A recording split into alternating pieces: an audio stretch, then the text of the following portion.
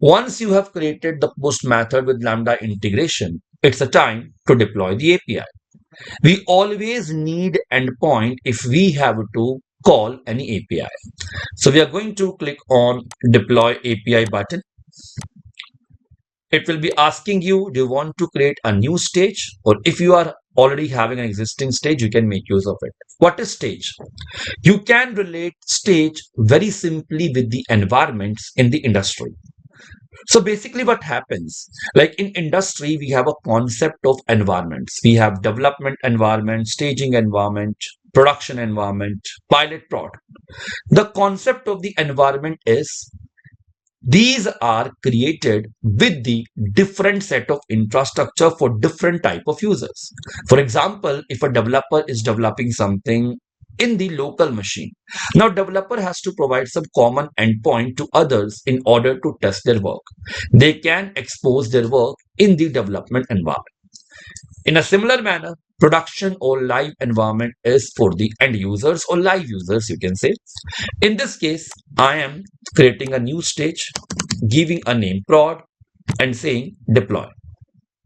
So once it is deployed, I have got the invoke URL. Now this invoke URL I will be using in order to test my API. As I told you, I will be testing it via three ways. The first way is using this console. The second way is using curl in the Cloud Shell. And the third one is I will be calling this API from my Jupyter Notebook. Okay.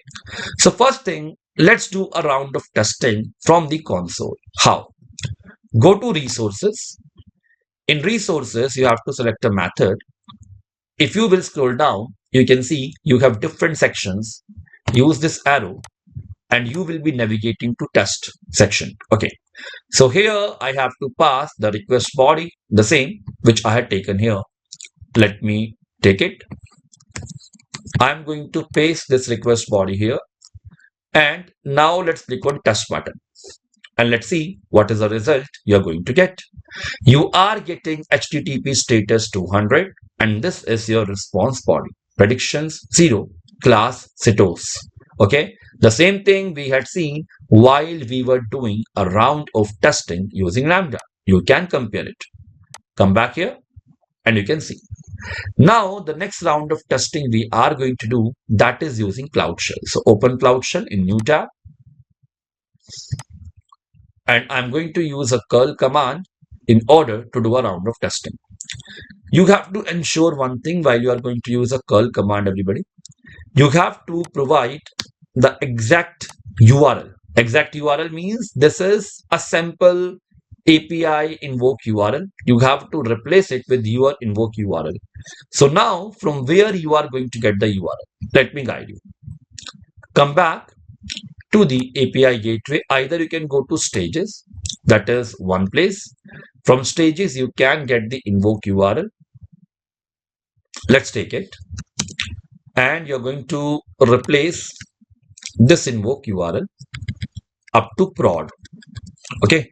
Don't forget to append the resource name, which is an entry point. Take this particular command and paste it in the Cloud Shell. And now let's see the response. Let me just quickly correct it. Let's see the error. What is the error it is giving to you? Because we always need to troubleshoot the error if something is wrong. Okay. So what is wrong here? I can guide you. Let me just paste it again. Let me correct it. Actually, this is not correct. It should be like this. You also need to specify the method type. So it is curl -x post, and then you are going to provide all these things. Okay. Just a minute, everybody. Yes, it is already here. You can directly take it from here, test from the Cloud Shell or local machine. And don't forget to replace the invoke URL. Just take the invoke URL and replace it. As I told you, you have to ensure you have a resource name with you. Let's take this particular command and execute it in your Cloud Shell. Okay. So we had an issue with the syntax. Okay, we were pasting the wrong line of code. That's why we're getting the error. Now you can see I'm getting the status code as 200 and then I'm getting a response body. The same thing you had seen in the API console. What is last step, everyone? We want to test it using Python client. So I am using a notebook, Jupyter Notebook, in order to make a round of testing. Okay. So first of all, don't forget to replace your URL. This is my URL. Let me take it. And then next step, all of you are aware about. You have to open the Jupyter Notebook. So I'm expecting that you all have a setup of client on your local machine. Okay, if you don't have, in my past video lectures, I have already explained you how can you set a Jupyter Notebook in your local machine. I'm opening a command prompt and I have to simply type a command Jupyter Notebook like this. It's going to open a Jupyter Notebook in my browser through my local machine, and then I'm going to invoke this API from Jupyter Notebook. Okay. One thing which all of you have to ensure that you have configured the AWS credentials if you want to interact with AWS services. Okay.